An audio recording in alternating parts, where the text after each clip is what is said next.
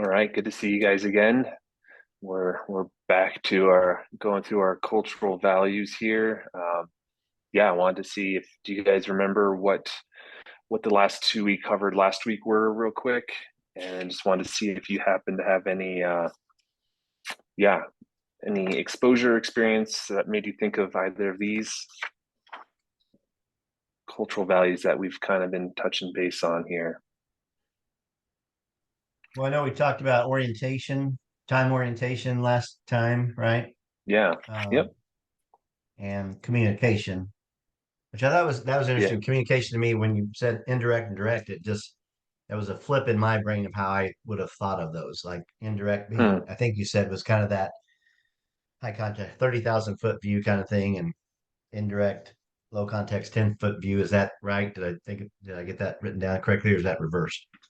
Yeah, no, I think, we're just the styles of communication are, yeah, are we talking about, are we saying exactly what we mean, or are we kind of saying something but inferring, thinking that there's a lot of meaning behind that we're not actually verbalizing. So whether that's a cultural norms, expected cultural norms, whether it's a nation culture or a generational culture or even a workplace culture, Yeah. because those have their own expectations of what is normal. Um, and so, yeah, so having those different perspectives and or at least awareness of those differences that when Joe says he wants black coffee, he means he wants it black. And when Sarah says she would like a coffee, you know man, she might mean a mocha or something, who knows, right? Like there's context that we don't know about. And so that's where being aware of those differences means that yeah, we're just looking for um, digging and making sure we actually know what the intended meaning was. Yeah. So The other thing I thought a little bit about was the time oriented versus event kind of oriented aspect, and just made me really kind of think through with young life, ministry wise, young life thing. Event, it's mostly event oriented driven, I think, but we lose the. So I don't think it's supposed to be all of one or all of the other kind of thing, but there's a yeah, blend or a balance in there that needs to be there to make sure that we do that well. I think is was my thinking. It's more yeah, relational, but needs to have some time oriented aspect to it as well. yeah. And I mean, these all of these different cultural values, we're looking at them for comparison and contrasting, and none of these are right or wrong. They might be wrong in a certain context, Yeah. and so it's just kind of helping bring awareness to those. And with any like we just talking to our kids about this yesterday, any choices we make in life, right, has an effect, and that sometimes is going to have a good effect and but could still have a negative effect in some way or other. Yeah. And that's just trying to bring that awareness, and so we can make better choices in these ways, and relate to people. So yeah, well, we'll jump into the next one here. The next cultural value we'll be talking about is the being versus doing cultures. And there's a lot of overlap with some of the time orientation we were talking about last time. Um, but they still are pretty distinct, in that yeah, talking about some of the different motivations and whatnot. So yeah, obviously, the being culture, we're kind of are cultures that tend to emphasize and focus on the quality of life, um, and versus that doing culture, which is going to put a heavy emphasis on getting things done, being busy, meeting goals, checking off those boxes, kind of um, cultures. And so it can be obviously extreme on both ends, and then there's people in the middle. But um, yeah, so where would you guys say you come from on this scale? Do you have a leaning towards one or the other? I probably come from a more doing Yeah, um, aspect, but um, again, being more involved, especially on the business side, is that way, being more and more involved over the last few years, ministry wise, relational ministry wise, trying to be more about the quality of life and the relational aspect, and the being with people and understanding Mm, what that means, and how that enhances or develops relationships and so forth. So I'm trying to keep that in yeah, perspective. yeah. Yeah, I would say I'm probably split pretty close down the middle on these two. I come from a place where I think there's a lot of value ascribed to the doing, and I find Mm, value in doing.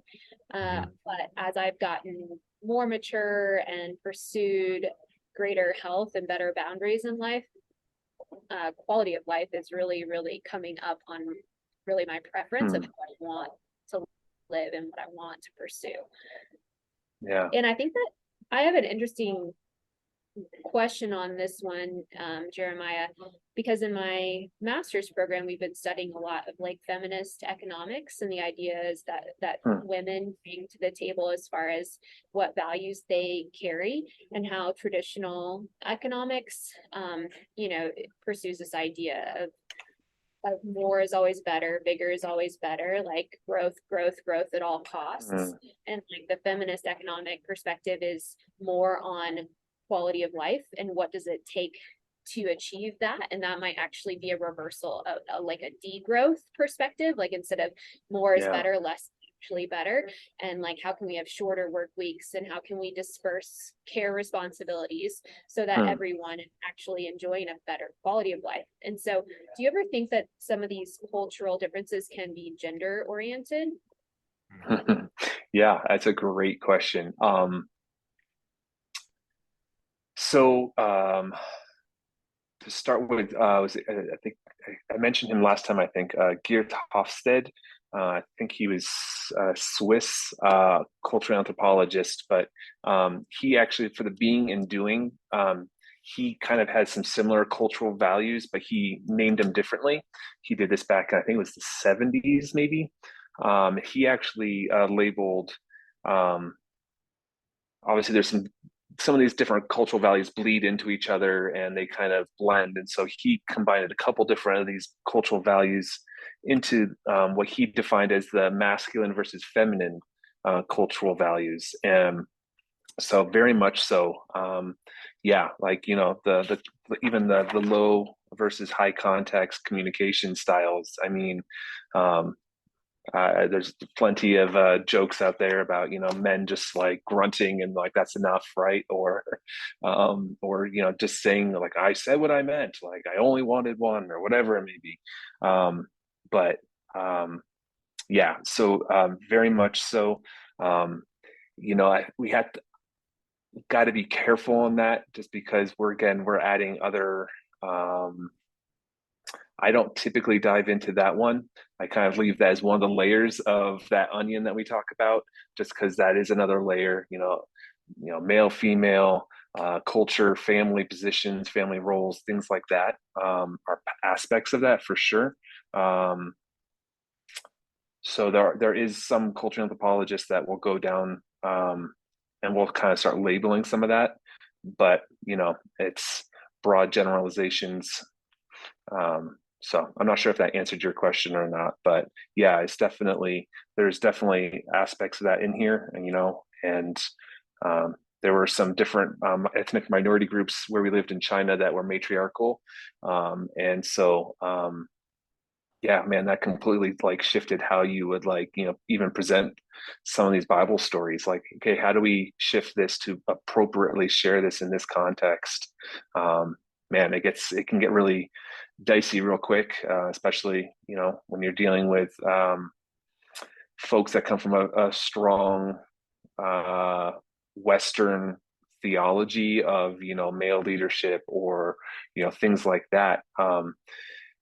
People really struggle with some of these different dimensions, and so really having to look at what the heart of the scripture was that we're talking about and all that. So um, yeah, I feel like I'm straying off trail here a little bit, but yeah, that's a great question, and there's definitely aspects to that here. So I think that makes sense, and especially as you said, it's kind of the different layers to all that, right? I mean, that's not, mhm. yeah.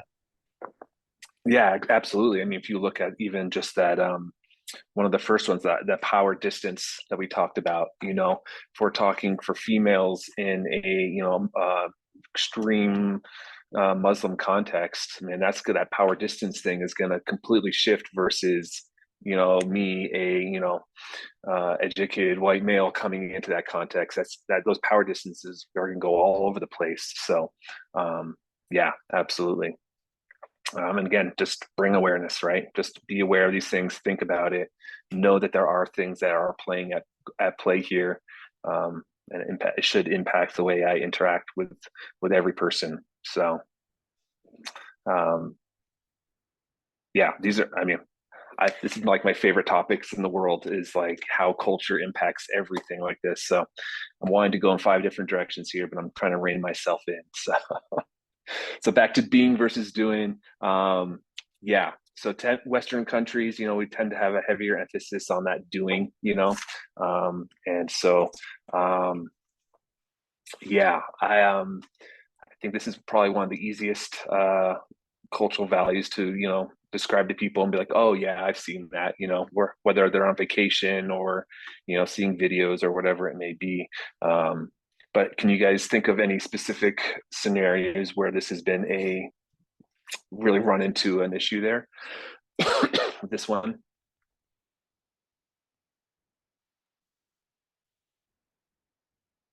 Well, I worked for a local company, but we did didn't ministry. We did business with countries in Spain and Mm, Mexico and different places. And I remember early on trying to work with my Spanish counterparts, and I'd send off a text or an email, I guess a fax, or at that point in time it was a fax probably, assuming knowing the time difference, like when it's time, but mm, assume I'd come in that night or next morning and find an answer, and I wouldn't. And I kind of had to realize they were like, well, if we fax you tomorrow, it's tomorrow, and if it's the next day, it's the next day, and if we fax you next yeah, week, that's just as good, on their side. And that just like that drove me nuts. That was just yeah, like, how can you function in that way? And so realizing, just realizing the two total differences of my world, their world, and what that meant, and trying to get into that yeah. sync and that rhythm a little bit. That was my first experience to something like this. Mm, Yeah, I run into it a lot with my online class, trying to find a time that works for people across ooh, many different cultures. So for yeah. me, like I'm an American, I'm used to being like, well, if I can't get it done during the normal workday, I'll just do it at 7, or I'll do it at 10 o'clock at night, or whatever, because I am of a doing persuasive, like you got to get it done. Yeah. Yeah. And so I'll say, the only time I can find a work for everyone that's from India, Africa, US is like me starting class at 7 a.m. and my African friends starting class at 5:30 p.m. or 5 p.m. their time, and that's 5 to Mm, 7:30 p.m., which, in our culture, a lot of people would say okay to that. If that's the only time available, we'll make it happen. But it's hard culturally for them to want to work beyond what is their traditional work day, right? Like Yeah. 5 yeah. p.m. when they're headed home to cook a laborious dinner over a charcoal stove for their Mm, family, right? So, or it's yeah. causing them to have to travel in the dark, or that just feels like too long of a work day and they don't want to invest another 2.5 hours because they're more focused on being than doing. So I Mm, do run into that with trying to like figure out how can we have a time that works for everyone to be on a call. yeah. No, that's a perfect example of that. Yeah. Like, what does this actually impact? What does that mean? Um, yeah, and it's so easy, like, well, for a Westerner, it's like, well, you can commit to it or you don't. Like, it's not like it's one or the other. And obviously, there's feelings thrown in there, like you're not being harsh or cruel, but there's that um, you can't meet everyone's needs, right? And so having to learn how to yeah, make those differentiations there. I think yeah, and then I'm going off on a rabbit trail here, but then you're throwing in like the honor and shame cult. Like if you're dealing with an honor or shame culture, like they Yeah. can't say no to you, or they don't feel like they can or should say no to you, but then like you're accidentally completely oblivious to the fact that you are potentially putting them into a very difficult, maybe even potentially dangerous situation that it doesn't even cross your mind. And so, again, yeah, being aware of those kind of different aspects, that, yeah. And I don't even realize it until I send a survey at the end and ask for like what could have been better. And then finally someone will mention, hey, well, the time wasn't great for us. And I'm like, okay, but I have to directly ask that question before anyone will tell me. It's always after the fact, you know. So anyway. Yeah. Yeah, well, and that is that hard part too, because you know, if you're dealing with a heavy honor shame culture, like they may not actually even admit to that beforehand, right? And so, and that's a hard one. Yeah, so doing what we the best we can with what we know, and just continuing to grow that knowledge bucket to be able to pull from and use that strategically down the road. I could spend the next half hour going over some different stories and examples. I will email a link to a YouTube video. It's a story about a fisherman and a businessman. And I don't know if either of you have heard this story or not, but and maybe Joe, we could attach this to the YouTube link or whatever at some point. But it's a great story of just how these perspectives are so different, and how they it relates to just life, right? So. Yeah.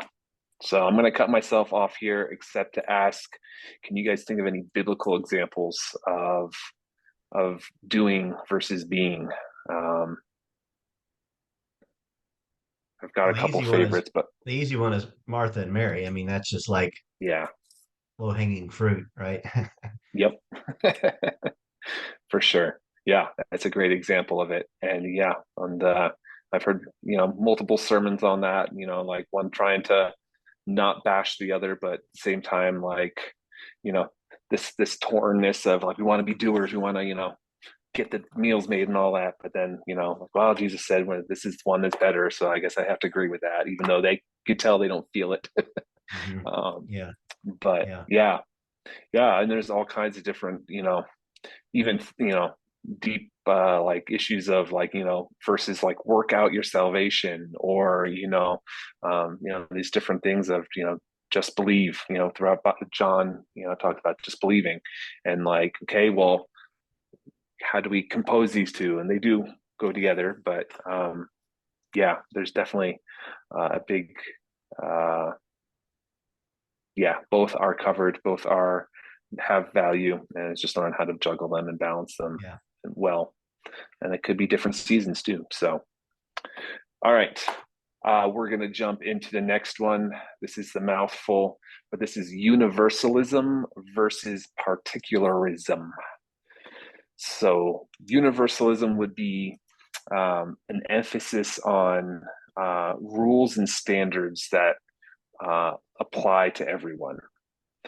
And then the opposite of that would be, maybe opposite's the wrong word, but the other end of that scale would be particularism.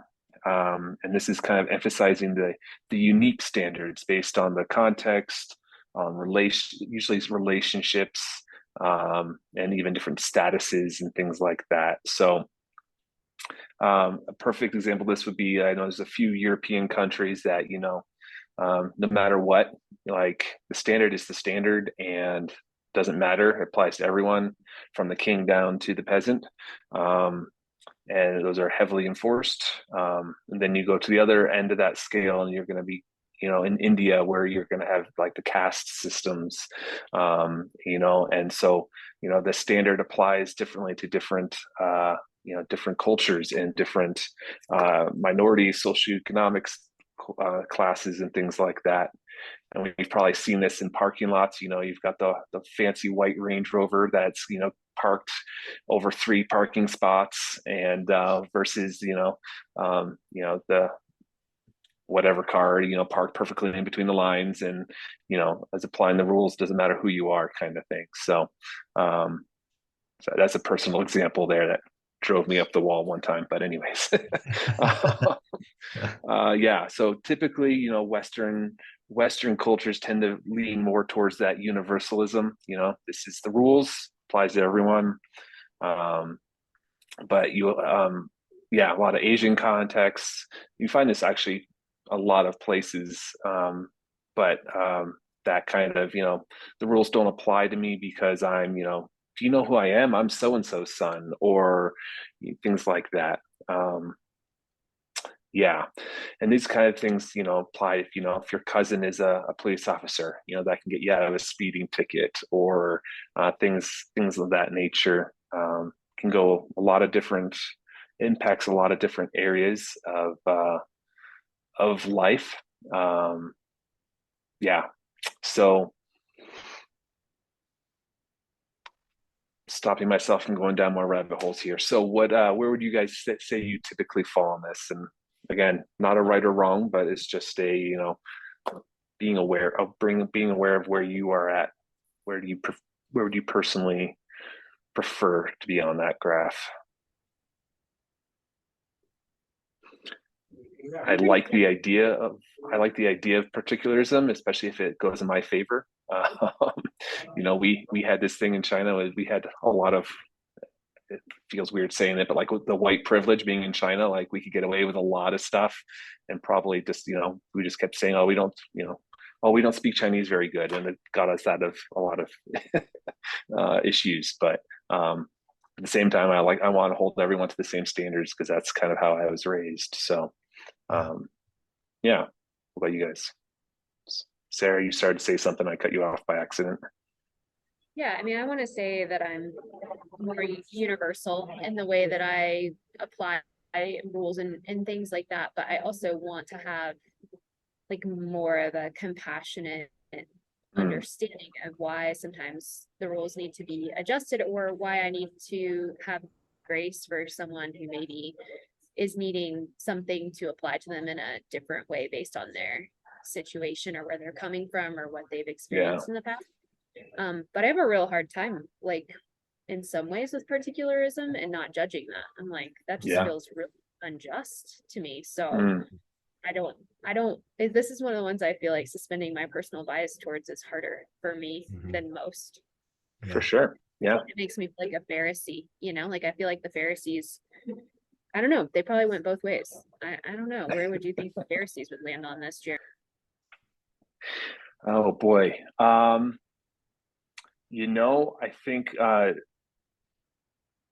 I think the outwardness aspect of it would have been that universalism, that these rules apply to everyone. But um, anytime you get kind of power and like power structures, you're going to get that particularism thrown in there because they like having that seat of authority. They like being recognized.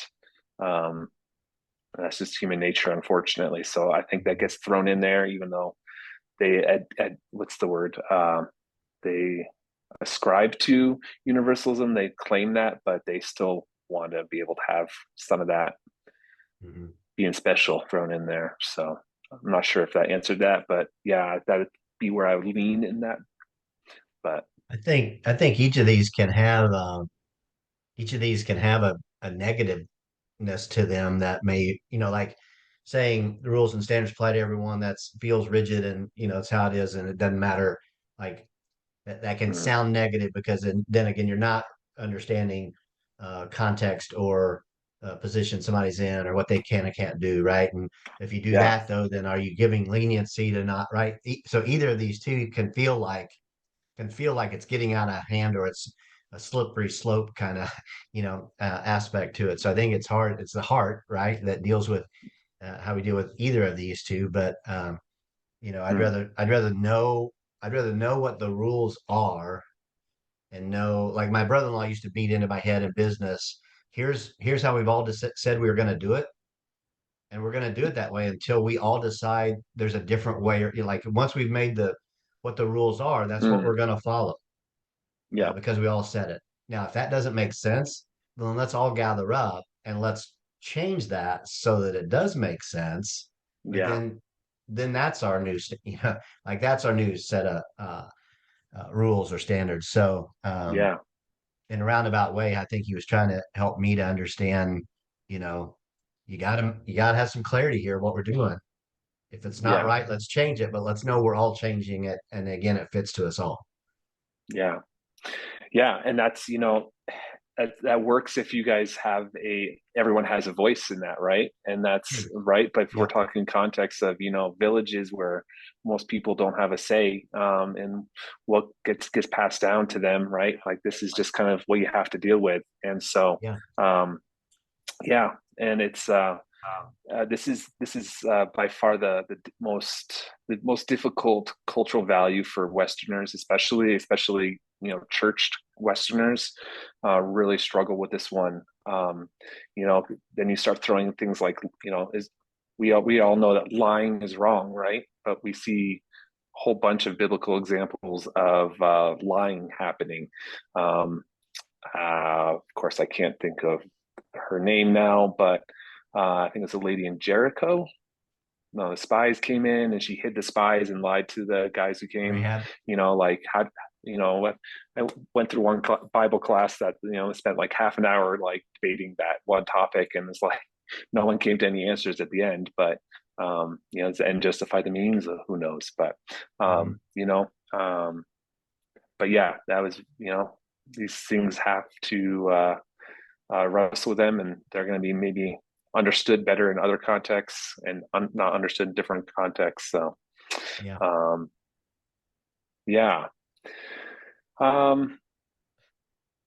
trying to figure out if we should keep. I think we'll leave this one there at that point. So I don't know if any other thoughts or questions on this one. Well, and I forgot to ask, like, any Bible stories you guys can think of that would kind of play into either of these. That's what I wanted to say. Shoot, it was just talking about, like we have God who, set forward the standard of, sin and righteousness. But he's also the God that, was, so that's very universal. But then, we have this God that, he left his comfort zone and he went into, dip into that pile of humanity and became one of us and took on our sin. And I feel like that's particularism in a lot of ways there, right? And so he is the gift of Jesus. Yeah, absolutely. And so that's both and, right? And so I love that. I feel like we see when I first went through some of these different cultural values, I started kind of seeing looking at some different biblical stories and how God interacts with us a little differently. And so I've been, with all my free time, I really want to sit down and go through the Bible and just kind of mark these different cultural values I see as I go through the Word. But I have too many things on my plate right now, or I'm spinning too many things, too many plates, Joe. There you go. We're just starting into our next thing at our church, and the theme is grace and truth, giving grace and truth.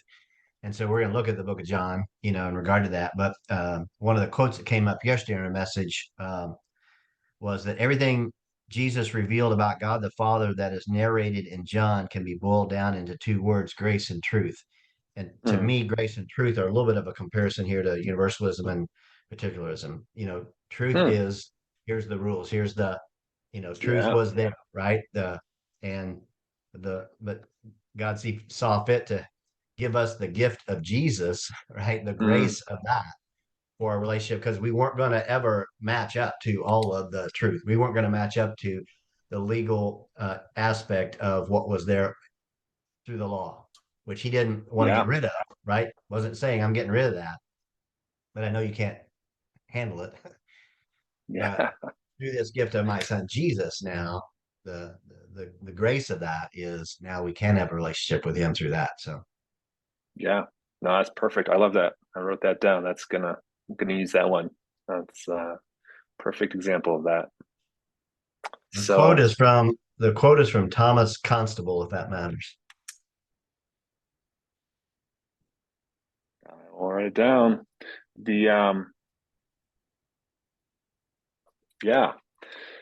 So instead of trying to rush through the next one, we'll just save that. We have two more, so we'll cover those next week if that works.